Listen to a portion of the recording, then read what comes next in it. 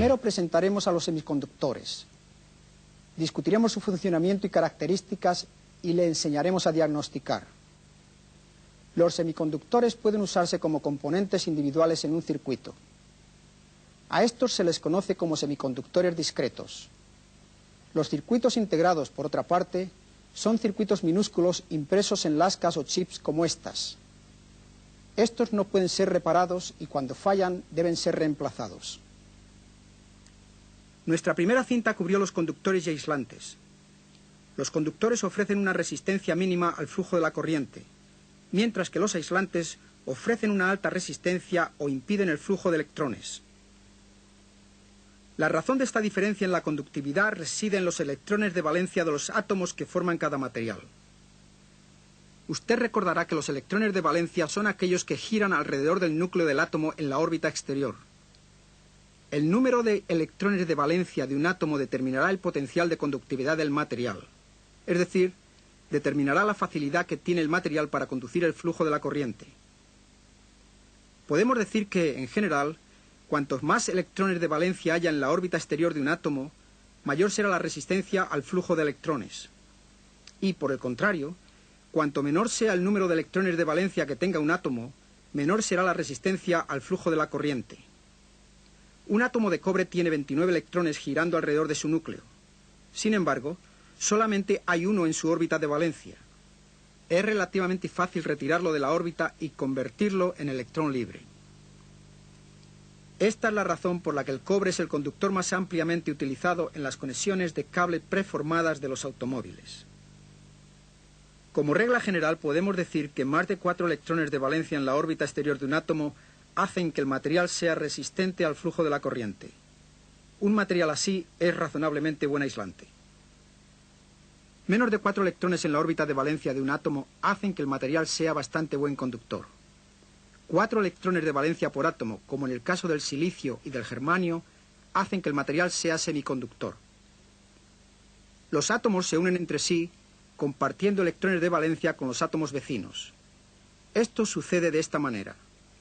Los átomos se acercan tanto entre sí que las órbitas de sus electrones de valencia llegan a tocarse. Los electrones de valencia que giran alrededor del átomo entran también en la órbita de valencia de los átomos vecinos, aunque solo en pequeñas partes de la misma. A pesar de que las partes de órbita compartida son pequeñas, los electrones compartidos tienen una influencia estabilizadora en el núcleo de los átomos. Observemos un átomo de silicio. Hay 4 electrones en la órbita exterior de cada átomo. Cuando otros átomos de silicio le rodean, cada átomo comparte un electrón de 4 átomos vecinos. Tendremos entonces, efectivamente, 8 electrones de valencia en cada órbita de un átomo de silicio. Estos 8 átomos mantienen unido al silicio, y cuando muchos de estos átomos se juntan, el elemento de silicio se transforma en un cristal. Este es ahora un material muy estable que no conduce flujo de electrones. En su estado puro, el silicio es una materia inerte. Una materia inerte no participará en ninguna interacción química o eléctrica. La manera de transformar el silicio y otros elementos con 4 electrones de valencia en conductores es añadiendo minúsculas cantidades de otros elementos al silicio fundido. Si añadimos un elemento con 3 o 5 electrones de valencia, romperemos el equilibrio del cristal de silicio. Al ser posible controlar la cantidad exacta de otros elementos añadidos al silicio fundido, puede determinarse muy exactamente la manera en que el silicio conducirá el flujo de electrones. La acción de añadir impurezas, es decir, átomos de un elemento diferente, al silicio puro, se llama adulteración. Digamos que el silicio es adulterado con arsénico. El arsénico tiene 5 electrones de valencia en su órbita exterior. Cuando se encuentra rodeado de átomos de silicio, solo 4 electrones de valencia del arsénico pueden unirse a las órbitas de valencia de los 4 átomos de silicio vecinos. Al no haber sitio para un electrón, este se convierte en electrón libre.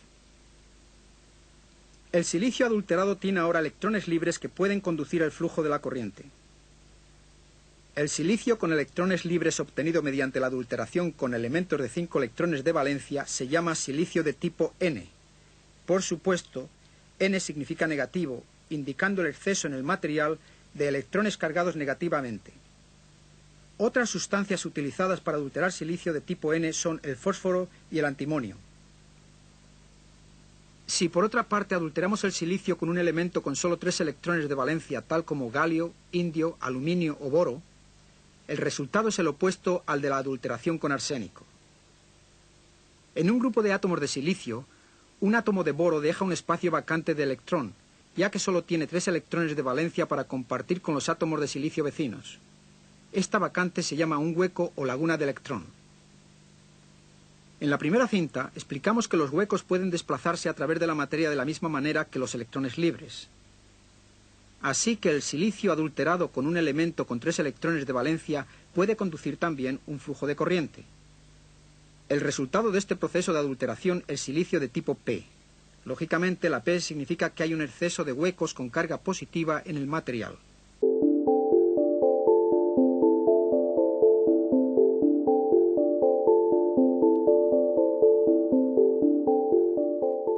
Podemos encontrar una unión semiconductora PN en muchos lugares a nuestro alrededor.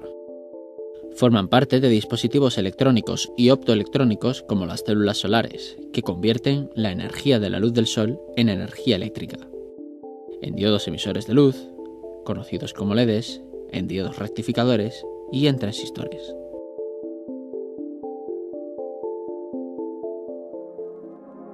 Para comprender qué son los materiales semiconductores y cómo a partir de ellos se fabrica una unión PN, es necesario sumergirnos en el mundo atómico. El semiconductor más empleado hoy en día es el silicio. En un cristal de silicio, cada átomo está unido a sus vecinos con 4 electrones formando enlaces covalentes. A bajas temperaturas, estos electrones están enlazados a los átomos. Cuando se incrementa la temperatura, algunos electrones de los enlaces pueden ganar energía térmica y escapan, quedando libres para conducir. A su vez, los enlaces que se han roto pueden ser ocupados por electrones de otros enlaces sin que estos tengan que ganar una energía adicional en promedio. A este estado o enlace roto lo llamamos hueco y se comporta como una partícula de carga y masa positiva. Se pueden introducir impurezas en el semiconductor, sustituyendo átomos de silicio por otros átomos. Si los nuevos átomos poseen 5 electrones en su capa más externa, 4 de ellos completarán los enlaces del silicio al que sustituyen y el electrón adicional quedará débilmente ligado al átomo. A temperatura ambiente, este quinto electrón suele liberarse de su átomo original pasando a ser un electrón de conducción. La impureza queda, así, con una carga positiva.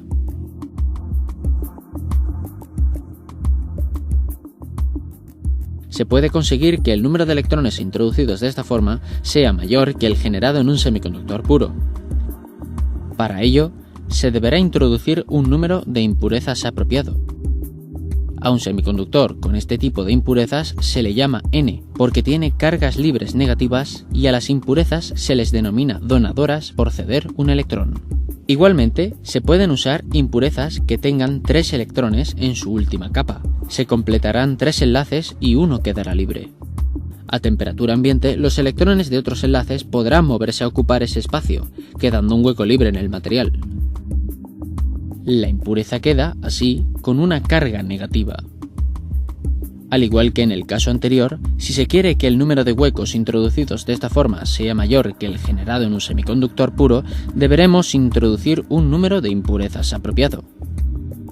A un semiconductor de este tipo se le llama P, porque tiene cargas libres positivas, y a estas impurezas se las denomina aceptadoras por aceptar un electrón.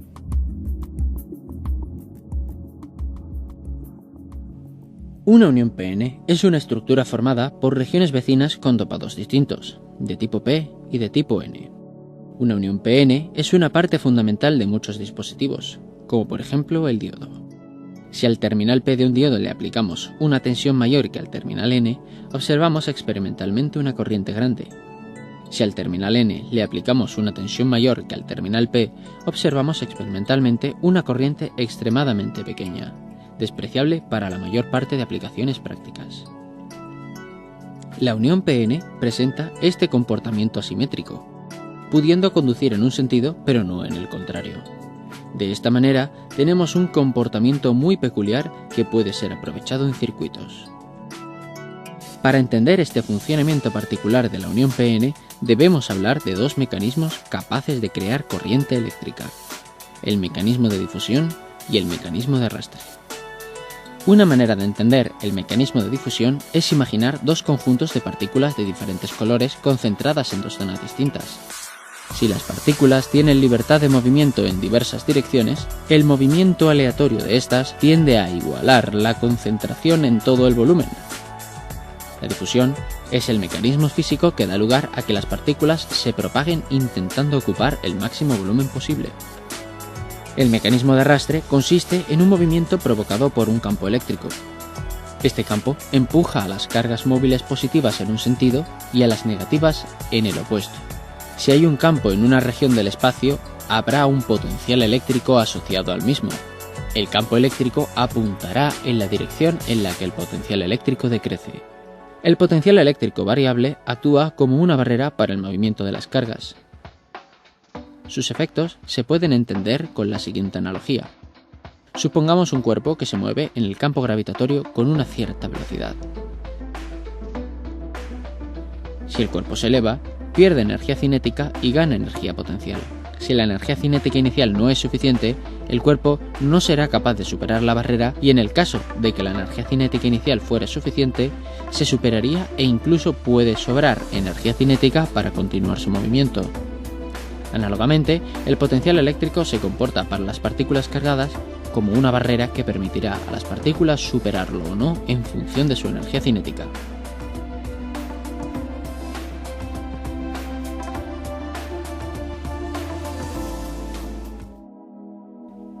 Para fabricar una unión p-n se parte de un semiconductor con impurezas de un tipo al que se introducen impurezas del tipo opuesto. Para comprender el funcionamiento de la estructura se emplea un modelo didáctico. Consiste en imaginar los procesos que se darían si se pudiera unir perfectamente un semiconductor de tipo P con un semiconductor de tipo N mediante contacto. Un semiconductor P tiene una gran concentración de huecos y un semiconductor N tendrá una concentración de huecos mucho menor. Así, habrá una difusión de huecos de la región P a la N. De la misma manera, habrá una difusión de electrones de la región N a la P. La difusión de electrones y huecos deja atrás las impurezas fijas ionizadas de las que estos proceden. Así, aparecerán regiones en la unión p-n donde haya carga eléctrica neta debido a las impurezas ionizadas, que darán lugar a un campo eléctrico. Asociado a este campo, hay un potencial eléctrico que actúa como una barrera que frena las cargas móviles. El equilibrio se alcanzará cuando la corriente de difusión de las cargas móviles se iguale a la corriente de arrastre.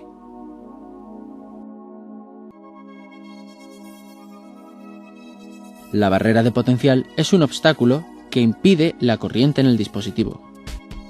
Con tensiones externas podemos modificar apreciablemente su altura, permitiendo la aparición de una corriente eléctrica. Aplicando una tensión externa mediante una batería, modificamos la altura de la barrera de potencial que existe en la zona de unión. Si se aplica una tensión mayor en la parte P que en la zona N, se reduce la altura de la barrera de potencial. Una barrera menor es ahora incapaz de frenar completamente el movimiento de difusión de los electrones y huecos, originándose una corriente eléctrica debida principalmente a la difusión. En estas condiciones, se dice que la unión p-n opera con polarización directa. Si se aplica una tensión mayor en la parte N que en la zona P, se incrementa la altura de la barrera de potencial. La mayor altura de la barrera de potencial impide el movimiento de difusión, no habiendo corriente eléctrica apreciable. Se observa, por tanto, que la unión p-n puede conducir solamente en un sentido, dando lugar a una corriente que se incrementa muy rápidamente cuando la barrera de potencial se disminuye notablemente.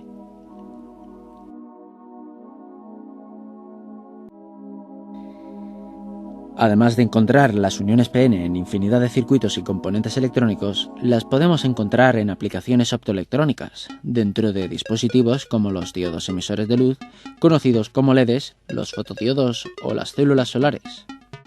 La emisión de luz del LED se debe al fenómeno físico de la recombinación, que consiste básicamente en que un electrón y un hueco se aniquilan emitiendo energía. En el caso de ciertos materiales y bajo una polarización directa, esta energía se emite en forma de luz, más intensa cuantas más cargas móviles se recombinen. El funcionamiento de los fotodiodos y células solares se basa en el fenómeno físico inverso, la generación. Así, un fotón puede crear un par electrón hueco que en su movimiento puede generar una corriente eléctrica. En conclusión, las uniones PN están omnipresentes en nuestro entorno cercano y lejano. Parece increíble que un dispositivo tan simple sea tan útil y tenga tanta influencia en nuestras vidas. Hola, les presento un diodo.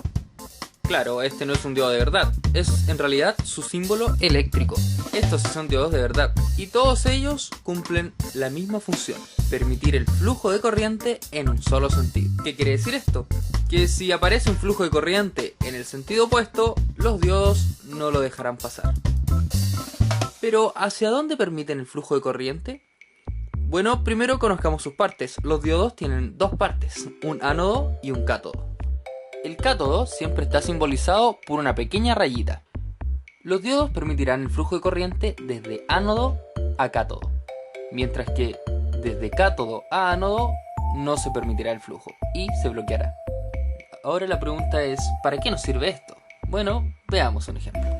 Supongamos que tenemos un circuito cualquiera y conectamos la alimentación, positivo con positivo y negativo con negativo.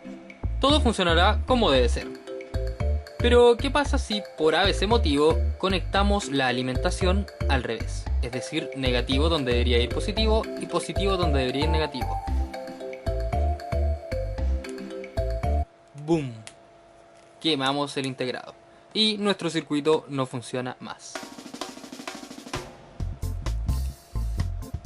De hecho, podemos probar a conectar nuevamente como debería ser y veremos que el circuito ya no funciona. En un caso como este es donde nos puede salvar un diodo.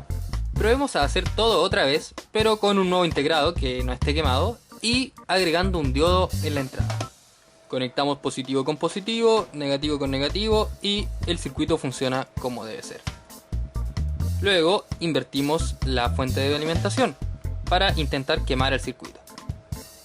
Vemos que no sucede nada. El integrado se mantiene intacto y no explotó nada. Probemos a conectar nuevamente como corresponde y veremos que el circuito aún funciona. ¿Por qué pasó esto? Esto pasó porque el diodo rectificador nos protegió. Al intentar conducir la corriente en forma inversa, el diodo rectificador impide el paso de la corriente y por ende el circuito no se completa y no fluye corriente. Por ende el circuito está a salvo.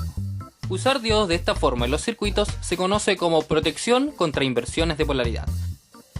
Pero no todo es gratis en la vida. Podemos usar diodos rectificadores, pero ellos consumen un poco de voltaje. Esta caída de voltaje de los diodos generalmente se especifica en su hoja de datos y la podemos encontrar como VF o Forward Voltage, que sería algo así como caída de voltaje en inglés. Esta caída de voltaje es el voltaje que consume el diodo y tenemos que tenerla siempre en cuenta para diseñar cualquier circuito. Por ejemplo, supongamos que tenemos un circuito donde hay que encender un LED. El LED consume 3 voltios, así que lo lógico sería alimentarlo con 3 voltios. Pero si ponemos entre medio un diodo rectificador para proteger nuestro circuito, el diodo consumirá 0,7 voltios. Esto quiere decir que los 3 voltios que le queríamos entregar a nuestro LED ya no llegarán completos, ya que el diodo le ha quitado 0,7. Por ende, lo correcto sería poner 3,7 voltios, el diodo saca su tajada y el LED recibe los 3 voltios que le corresponden. Pero no todo termina ahí. Otra cosa importante en que fijarse es cuánta corriente soporta nuestro diodo. Si en nuestro circuito va a fluir 0,8 amperios, lo correcto será usar un diodo de al menos 1 amperio. Pero si en nuestro circuito va a fluir 2 amperios, lo correcto será utilizar un diodo que soporte al menos 3 amperios, y así sucesivamente, siempre utilizando un diodo que pueda soportar la corriente holgadamente. En fin, todo lo que hemos visto es en corriente continua. Pero las cosas se vuelven aún más interesantes cuando aplicamos corriente alterna. Como ya sabemos, la corriente alterna cambia constantemente de polaridad. Por ende, cuando hacemos pasar corriente alterna a través de un diodo, El diodo solo deja pasar la corriente cuando ésta va en el sentido correcto, mientras que cuando va a la inversa, el diodo no deja pasar nada, por lo que si hacemos un gráfico de voltaje versus tiempo, veremos algo más o menos así. El problema es que estamos perdiendo la mitad de la onda y por ende la mitad de la energía. Por ende, un solo diodo no puede ser la solución. Por eso, a un tipo se le ocurrió una solución mejor: ordenar los diodos de la siguiente forma. Primero la corriente viene por aquí, se encuentra con el primer nodo y este diodo que le impide el paso, por ende tiene que obligatoriamente seguir por el otro diodo. Luego la corriente viene de vuelta y sigue el siguiente camino, por el mismo principio. Luego la polaridad se invierte y ahora la corriente sigue por acá, se encuentra el primer nodo y otra vez un diodo que le impide el paso, teniendo que seguir obligatoriamente por el diodo que queda. Al volver la corriente sigue la misma lógica y sigue su camino por el diodo que le permite el paso. Este ingenioso arreglo de diodos permite que, sin importar la polaridad que esté a la entrada del puente rectificador, siempre la polaridad sea la misma en la salida, ya que este siempre fue positivo y este siempre negativo, tal y cual como en la corriente continua. Este ingenioso arreglo de diodos se conoce como puente rectificador y lo que entrega a la salida es una onda rectificada. No es una señal completamente continua como esperaríamos, sino que es como si estuviéramos bajando y subiendo el voltaje a cada rato. Pero al menos ahora el voltaje no se invierte, ya es un avance. Para dejar esto completamente continuo, casi como una perfecta línea, tendremos que usar condensadores y reguladores. Y así y todo no podremos todavía conectar esto a la toma de corriente, ya que necesitaremos antes de todo un transformador.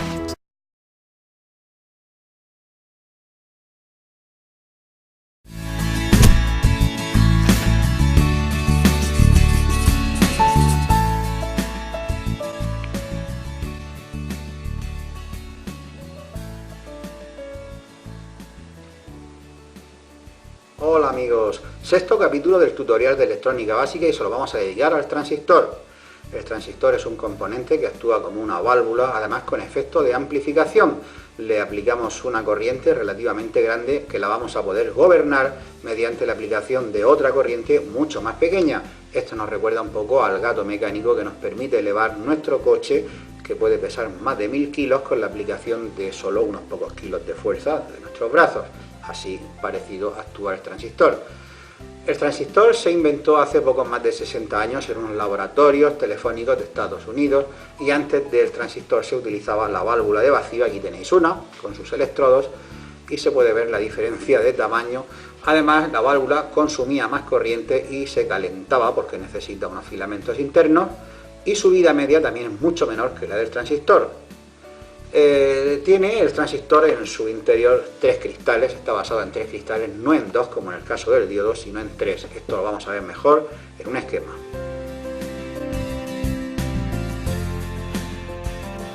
Aquí tenemos información sobre un tipo de transistor bastante común como es el BJT o bipolar. A pesar de ser uno de los primeros tipos de transistor que se hicieron, siguen de plena actualidad, se utilizan mucho porque son muy versátiles. Vemos que para este tipo de transistor hay dos subtipos, NPN y PNP, y esto depende de la configuración que se le dé a la posición de los cristales, siempre alternativamente, NPN o PNP. A cada uno de estos cristales se le conecta un terminal de salida que serán emisor, base y colector, también aquí señalizados en el correspondiente símbolo. Un mnemotécnico bastante útil para saber qué tipo de transistor es, si es NPN o PNP, es la flecha no penetra, NP no penetra, flecha penetra. Un mnemotécnico un poco cutre, pero bastante útil porque nunca se olvida. Vale, la forma de polarizar uno de estos transistores, por ejemplo el NPN, es poner tensión negativa al emisor, puesto que el cristal emisor es negativo, lo vamos a polarizar directamente, pero el colector, que es negativo, lo polarizamos inverso, es decir, con polaridad invertida. En estas condiciones el transistor no va a conducir y si lo hiciera es que está mal. Pero cuando pongamos una pequeña tensión entre la base y el emisor, con esta polaridad veremos que con pequeños incrementos de corriente emisor-base se producen grandes incrementos emisor-colector y aquí es donde está la función amplificadora del transistor. Aquí tenemos la correspondencia entre los símbolos de los terminales y su nombre.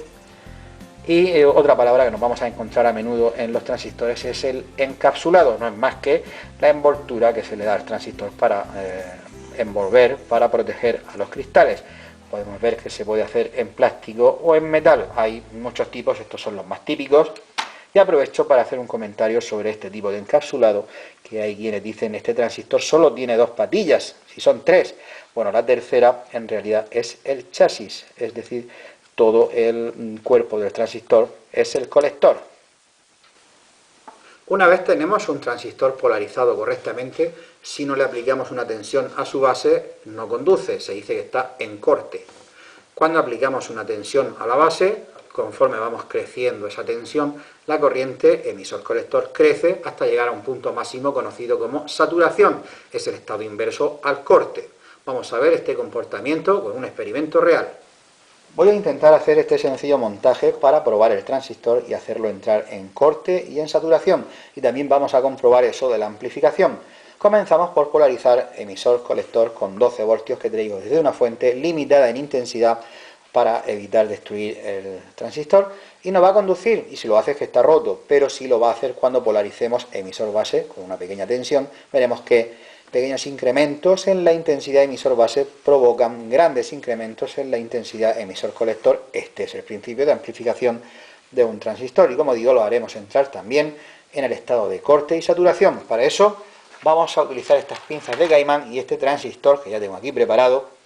Le he puesto este aislante para evitar problemas con las pinzas de caimán, así. Y comenzamos por poner el polo negativo al emisor y el positivo al colector, que es el chasis del transistor, pero no lo voy a hacer directamente, lo voy a hacer a través de este polímetro para monitorizar la corriente de colector.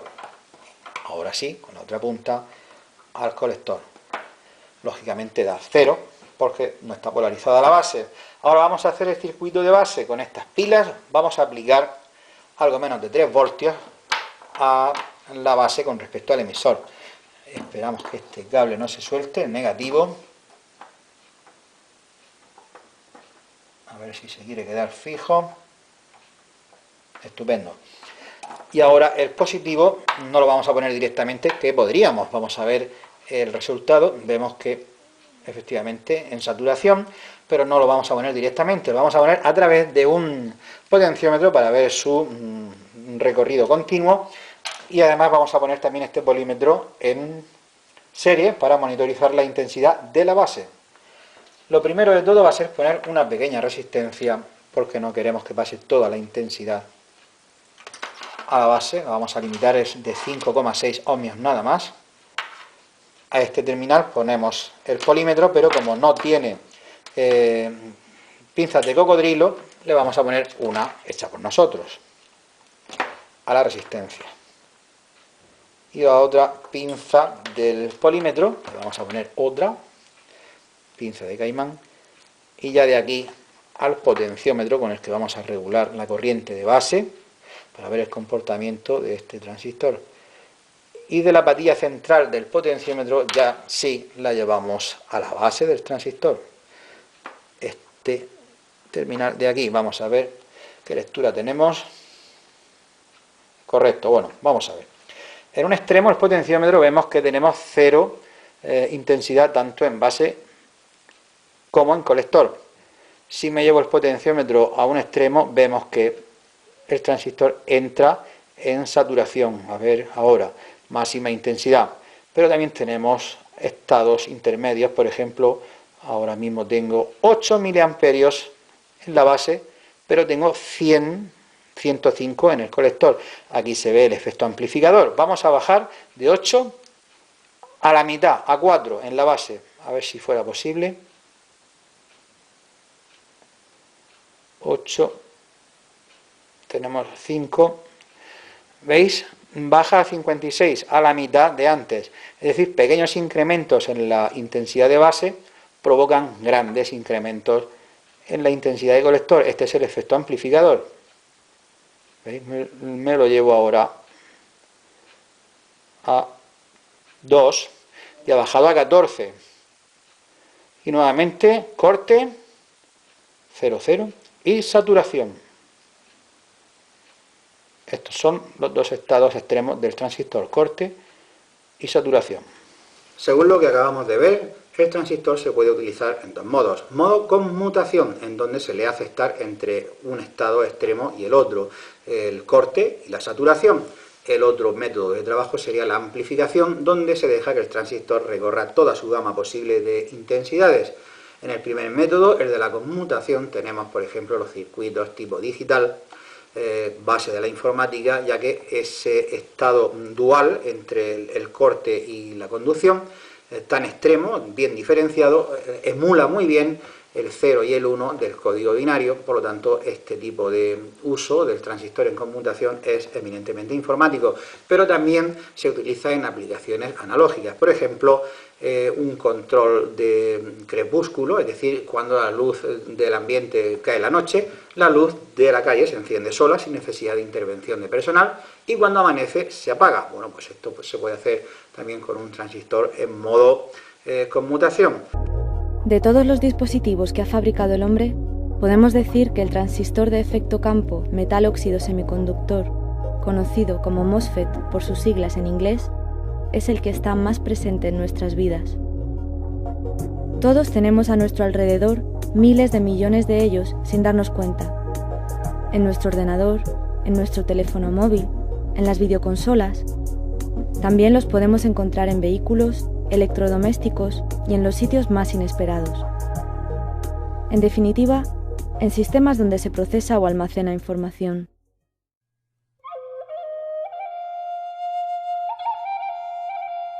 Ya los pueblos antiguos usaban sistemas de comunicación combinando un pequeño número de símbolos, de situaciones o de estados distintos muy definidos.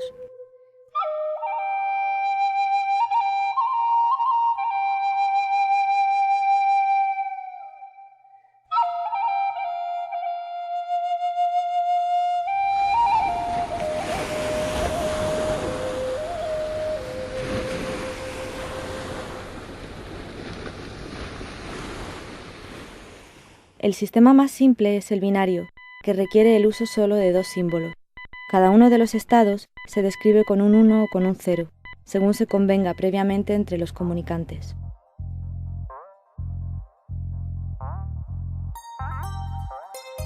Un sistema para procesar y almacenar la información es a partir de interruptores eléctricos. Un interruptor puede tener dos estados, abierto o cerrado, y por tanto permite transmitir y almacenar información igual que los procedimientos más rudimentarios. Cuando un interruptor está abierto, las cargas eléctricas no pueden circular, por lo que no hay corriente eléctrica. Sin embargo, cuando está cerrado, las cargas pueden circular y puede haber corriente eléctrica. Para almacenar grandes cantidades de información, es necesario poder fabricar los interruptores tan pequeños como sea posible, de manera que en un microchip puedan integrarse cientos o miles de millones de ellos. Estos interruptores minúsculos han de seguir funcionando como tales. Debe haber un camino por el que puedan transitar las cargas eléctricas y debe haber una manera de cortar o permitir el paso de corriente. Y este control también ha de realizarse de forma eléctrica. Este interruptor minúsculo es el MOSFET.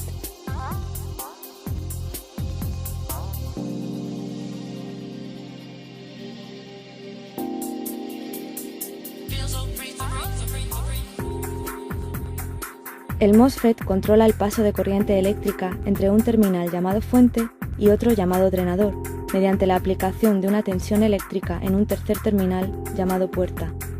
Modificando la tensión eléctrica aplicada a la puerta, aparece o desaparece un canal conductor que conecta o desconecta la fuente y el drenador, permitiendo el cierre y la apertura del interruptor.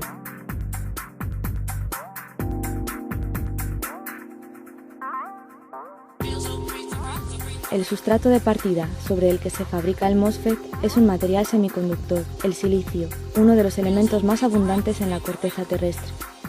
Las ventajas de usar un material semiconductor son las siguientes. Primeramente, la posibilidad de modificar su capacidad de conducción mediante la adición controlada de átomos de impurezas. En segundo lugar, la posibilidad de tener partículas con distinto signo de carga eléctrica en función del tipo de impureza que se añada. Estas partículas se llaman electrones, que tienen carga eléctrica negativa, y huecos, que tienen carga eléctrica positiva. La última ventaja es la posibilidad de conseguir regiones con distinto tipo de impureza en un mismo trozo de semiconductor de tamaño muy pequeño. Si fabricamos una estructura alternando los dos tipos de impurezas, aislaremos regiones con distintos tipos de carga eléctrica. Esta estructura presenta barreras entre las distintas regiones que impiden que las cargas de un terminal alcancen el otro. De esta forma, no se tendría corriente eléctrica. El fenómeno sería similar al que tiene lugar cuando se quiere transvasar líquido entre dos recipientes. La barrera impediría el paso, aunque se forzase una diferencia de altura entre ellos. Para que pueda fluir el líquido, es necesario abatir la barrera que separa los dos recipientes. Esta será la función del terminal de puerta. El terminal de puerta consiste en un material muy buen conductor de la electricidad separado del semiconductor por una delgada capa aislante. Cuando se aplica a la puerta una tensión eléctrica capaz de atraer a las cargas móviles de la región de fuente, el efecto resultante es el abatimiento de las barreras que dificultaban el paso de estas cargas hacia el drenador, permitiendo el flujo de corriente eléctrica. El dispositivo, entonces, se comporta como un interruptor cerrado. Si no se aplica una tensión suficiente para abatir la barrera, no hay corriente, y el dispositivo se comporta como un interruptor abierto.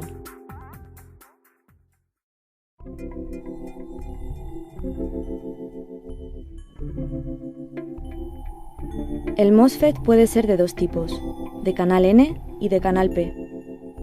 En el primero, la corriente eléctrica se debe al paso de electrones, y en el segundo, se debe al paso de huecos. La tecnología CMOS utiliza los dos tipos de MOSFET. La estructura básica se comporta como una pareja de interruptores que actúan de forma complementaria. Este es el origen del nombre CMOS, MOS complementario.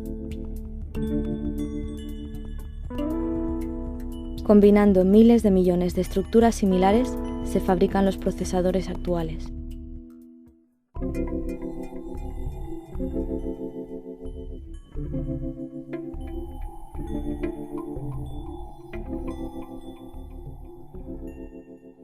La electrónica moderna prosperó cuando miles de transistores y otros componentes eléctricos fueron integrados en pequeñas láminas de material cristalino. Hoy los circuitos integrados son la base de las industrias de microelectrónica, comunicaciones y ordenadores. Dentro de un ordenador hay hileras de estos pequeños dispositivos, cada uno capaz de almacenar información o de ejecutar millones de operaciones por segundo. Los circuitos integrados han evolucionado a partir de los voluminosos tubos de vacío y los transistores, y son fabricados en centros tecnológicos como Silicon Valley. Todo empezó con el crecimiento de cristales de silicio puro. El silicio es el elemento común que se encuentra en la arena, constituye el 20% de la corteza terrestre y ocupa el segundo lugar detrás del oxígeno en abundancia. El silicio procedente de la arena es refinado, purificado y calentado hasta el estado de fusión. Un pequeño trozo de simple cristal llamado semilla es colocado suavemente en una tina rotatoria de silicio fundido.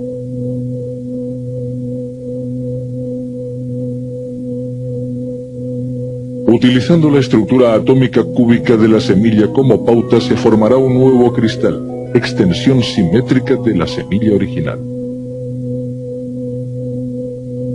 El silicio líquido caliente en contacto con la semilla empieza a enfriarse y solidificarse mientras es extraído cuidadosamente de la región fundida.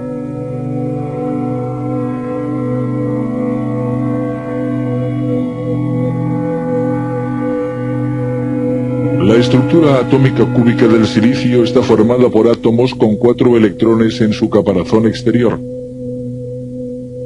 En un cristal perfecto y a bajas temperaturas, cada átomo de silicio enlaza con sus 4 vecinos. No hay electrones libres para conducir la corriente. A temperatura ambiente, no obstante, el cristal de silicio tiene energía térmica suficiente para liberar un pequeño número de electrones. Estos electrones libres conducen corriente, como los huecos donde han estado los electrones. Esta conductividad puede ser aumentada añadiendo impurezas llamadas impurificantes, que son elementos similares al silicio en estructura atómica, y los hay de dos tipos. Los impurificantes tipo N, como el arsénico o el fósforo, que tienen un electrón de valencia más que el silicio, y los impurificantes tipo P, como el boro, que tienen uno menos. Cuando algunos átomos de silicio son reemplazados por arsénico o fósforo, el cristal se llama tipo N debido a los electrones adicionales o portadores libres cargados negativamente. Si se usa el boro, el electrón perdido se comporta de forma parecida a un portador positivo. El cristal se llama de tipo P. Estos electrones libres y huecos circulan a través del cristal conduciendo corriente eléctrica en respuesta a campos eléctricos aplicados. La capacidad del silicio de ser mal o buen conductor mediante el preciso control de la concentración de impurificantes lo hace miembro de la clase de materiales conocidos como semiconductores.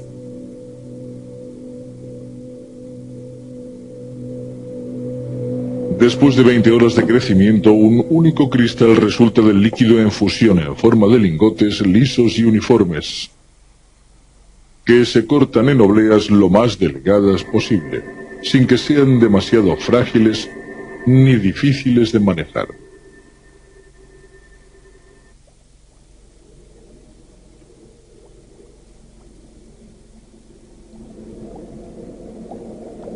Las obleas se alisan, se pulen y se limpian.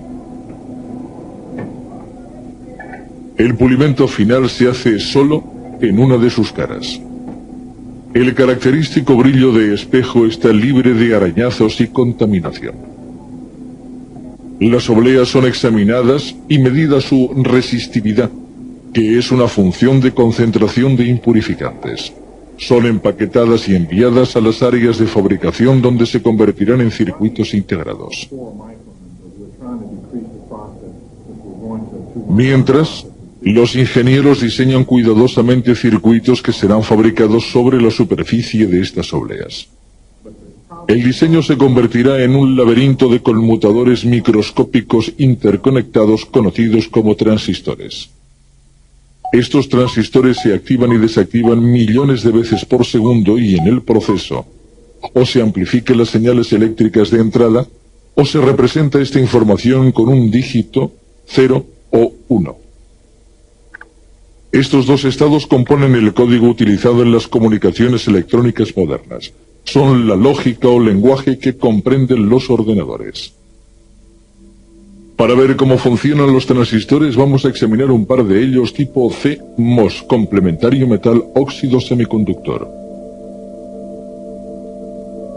El transistor de canal N tiene dos regiones de tipo N ricas en electrones fuertemente impurificadas y separadas por un substrato tipo P, pobre en electrones.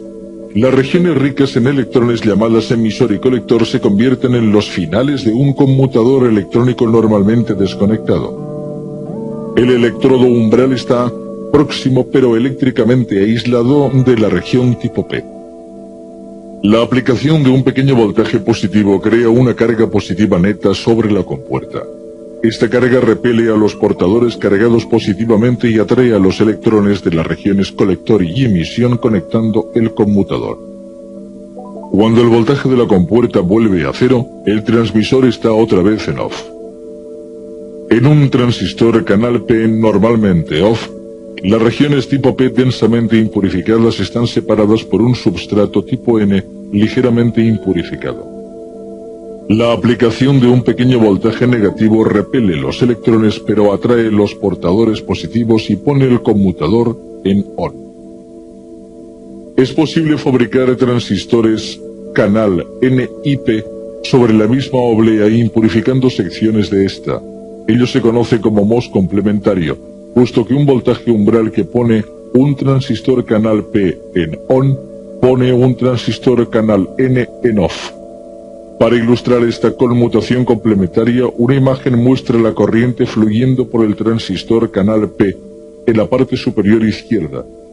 Una señal de voltaje que entra en el electrodo umbral conecta el transistor canal N complementario, permitiendo cargas a consumo a través del circuito. Este a su vez abre el conjunto de transistores canal P inferiores, de modo que la corriente fluye a través de ellos. Las señales eléctricas que representan on y off, o información 0 y 1, se propagan a través de un laberinto de conmutadores. Los sistemas de diseño asistido por ordenador, CAD, se utilizan para crear estos circuitos.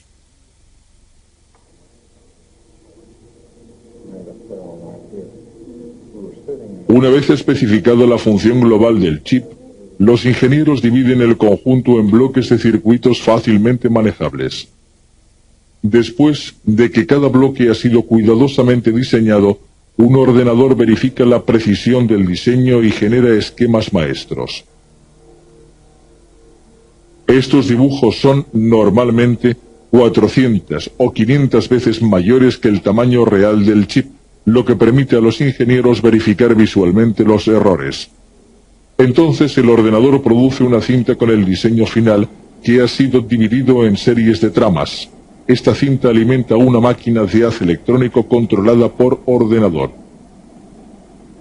En un ambiente ultra limpio, un rayo electrónico fino grabará las tramas sobre una serie de placas de vidrio cromado.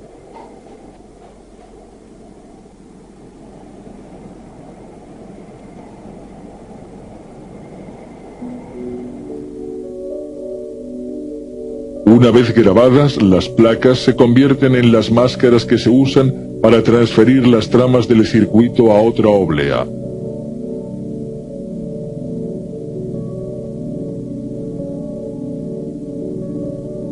La secuencia siguiente demuestra cómo se usan las máscaras para fabricar transistores paso a paso. Primero se crea un receptáculo de substrato impurificado para proporcionar substratos tipo N y tipo P adyacentes en la misma oblea. Las regiones de canal N y P están especificadas y eléctricamente aisladas por la dilatación de dióxido de silicio aislante. A continuación se crean los electrodos umbral que ponen los transistores on u off. Las máscaras 4 y 5 definen las regiones fuente y consumo de los transistores de canal N y P. La sexta traza los huecos de contacto que contendrán el cableado de aluminio utilizado para interconectar los transistores individuales.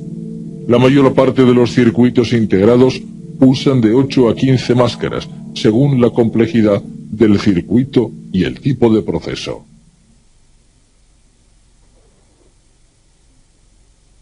Ahora vamos a pasar al laboratorio para seguir una versión simplificada de la fabricación de un CMOS. Este proceso dura unos 8 días trabajando día y noche. Para obtener un buen resultado, el control de la contaminación es extremadamente importante. La mayor parte de la contaminación proviene del cuerpo humano. Bastan unas pocas partículas microscópicas de polvo para reducir drásticamente el rendimiento de los dispositivos semiconductores.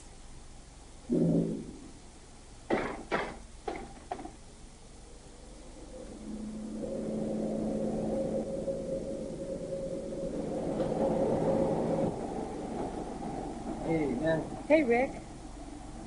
Para empezar la fabricación de CMOS, se seleccionan obleas tipo P con una resistencia específica.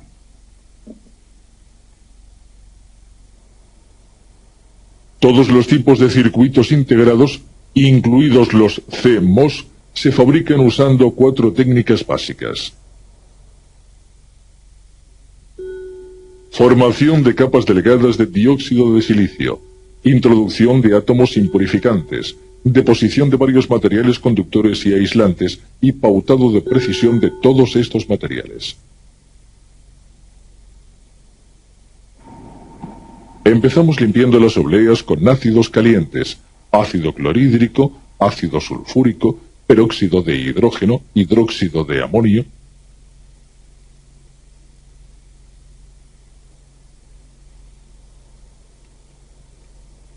Esto es lo que elimina todos los contaminantes orgánicos y metálicos.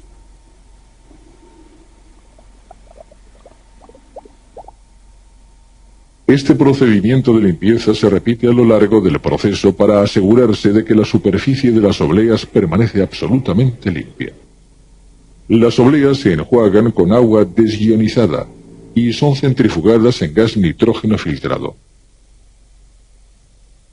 En un horno de oxidación de alta temperatura se forma en la oblea una capa de dióxido de silicio, un buen aislante que protege el substrato de silicio que está debajo de él, de reacciones no deseadas.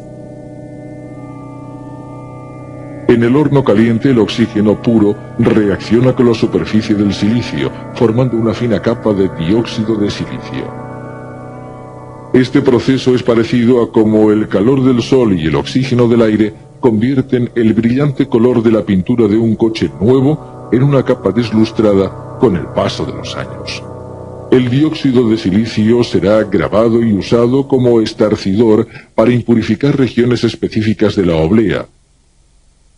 Pero primero, la pauta para el estarcidor se aplica al dióxido de silicio por medio de una técnica fotográfica llamada fotolitografía. La primera pauta de la máscara será transferida a la oblea usando fotorresistente, un material sensible a la luz. Por medio de la cámara lenta podemos ver el grueso fotorresistente, que es una resina diluida en disolventes y extendida de modo uniforme sobre la superficie.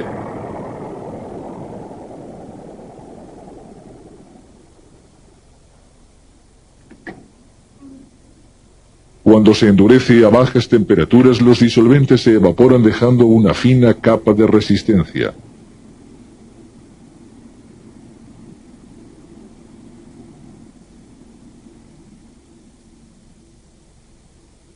Esta máquina, controlada por ordenador y llamada avanzador, posiciona la oblea bajo la pauta de máscara seleccionada.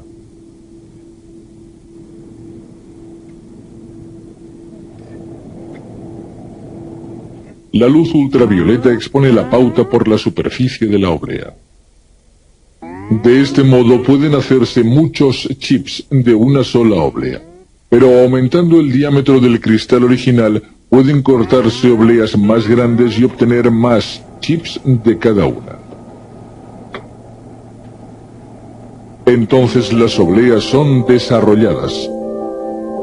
Hay dos clases de fotorresistentes, negativos y positivos. Un resistente negativo se endurece al ser expuesto a la luz y permanece la oblea al ser desarrollada. En este caso se usa un resistente positivo. Al ser expuesto a la luz, el resistente cambia químicamente y se disuelve. En ácido fluorhídrico, las regiones de dióxido de silicio, ahora desprotegidas por fotorresistencia, resultan grabadas. Entonces el resistente endurecido es eliminado con ácidos calientes, dejando una capa de dióxido de silicio estarcido como aislante. La fotolitografía se usará en cada una de las 8 máscaras. Esta técnica permite aislar regiones microscópicas de la oblea y construir en ellas componentes del circuito electrónico.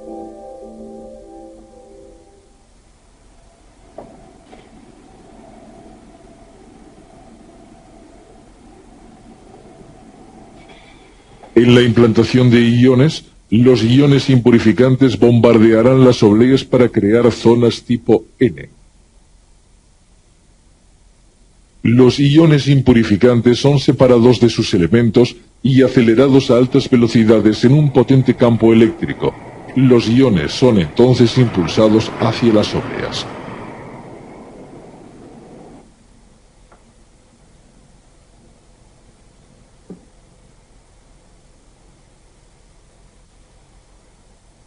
La profundidad de la implantación de iones depende de la cantidad de energía utilizada. Puesto que estas obleas son de tipo P, los iones de fósforo, que son impurificantes tipo N, resultan implantados. La exposición de las obleas a altas temperaturas difunde los iones profundamente en el substrato de silicio.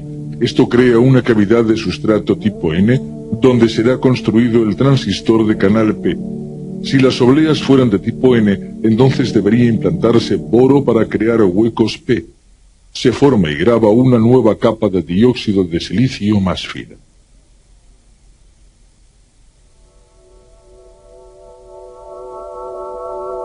En un horno de residuos, una delgada capa de nitruro de silicio es depositada sobre el dióxido de silicio. La capa de nitruro evita un crecimiento adicional de la capa de dióxido de silicio y protege la región donde se construirán los transistores. El fotorresistente es extendido otra vez, uniformemente, sobre la oblea y prehorneado en preparación de la segunda máscara. Utilizando un ordenador, cada nueva máscara es perfectamente ajustada a la pauta que ya está en la oblea.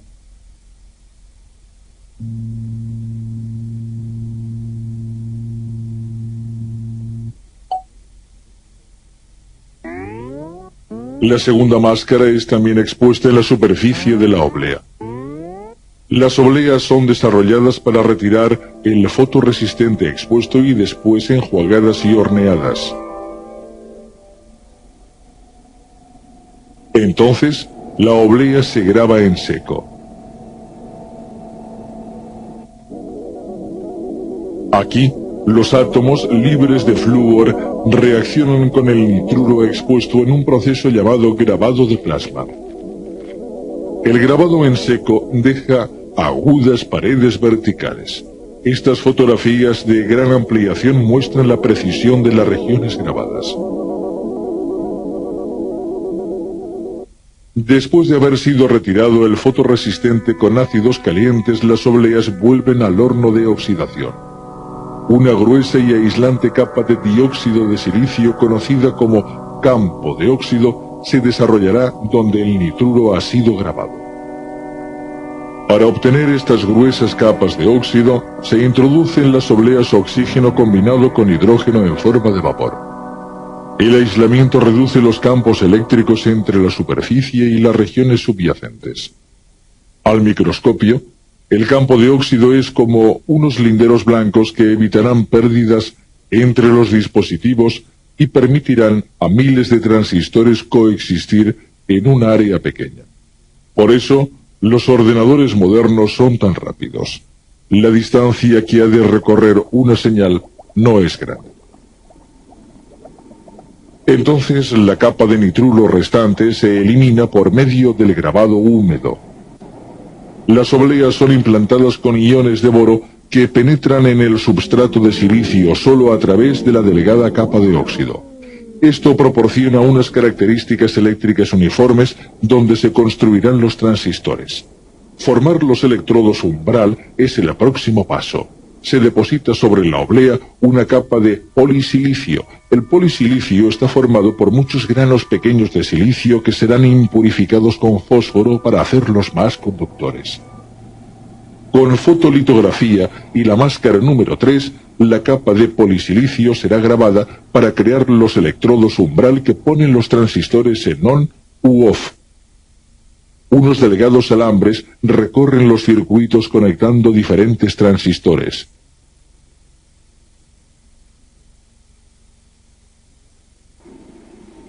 Según el proceso, el polisilicio puede ser grabado en seco o en húmedo.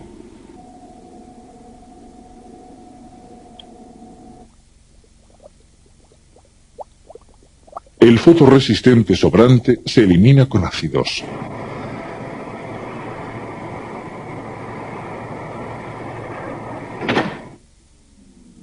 La máscara número 4 permite la implantación de regiones de canal N con una alta concentración de impurificantes tipo N.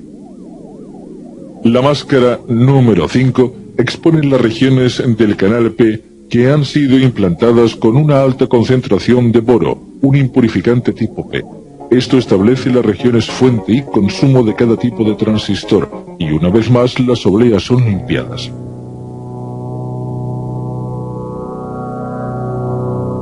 A continuación se transfieren a un horno de oxidación para desarrollar una delgada capa de dióxido de silicio y para recocer o reparar defectos originados por la implantación de iones.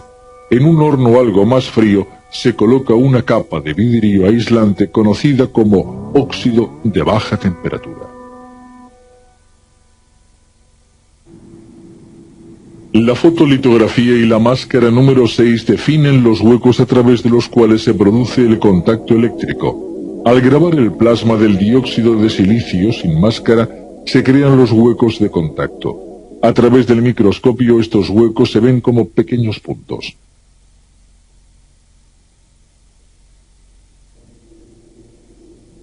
Sobre la oblea se deposita una capa de una aleación aluminio-silicio que proporciona conexiones eléctricas.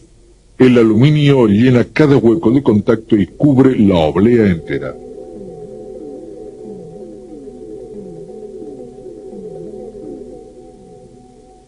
La máscara número 7 establece el conjunto de circuitos. Se retira el exceso de aluminio por medio del grabado en seco o húmedo. Esto deja tiras de metal que llenan los contactos y se extienden como alambres conectando el conjunto del circuito.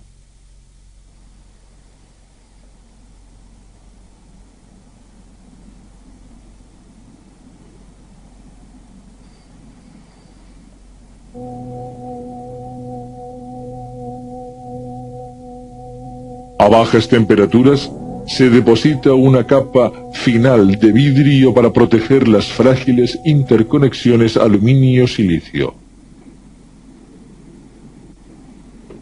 En el último paso de fotolitografía, solo el vidrio de la parte superior de los terminales es desechado.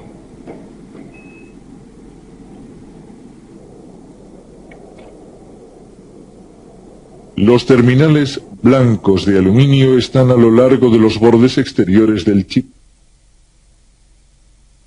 Hay puntos de contacto entre los alambres exteriores y los circuitos integrados.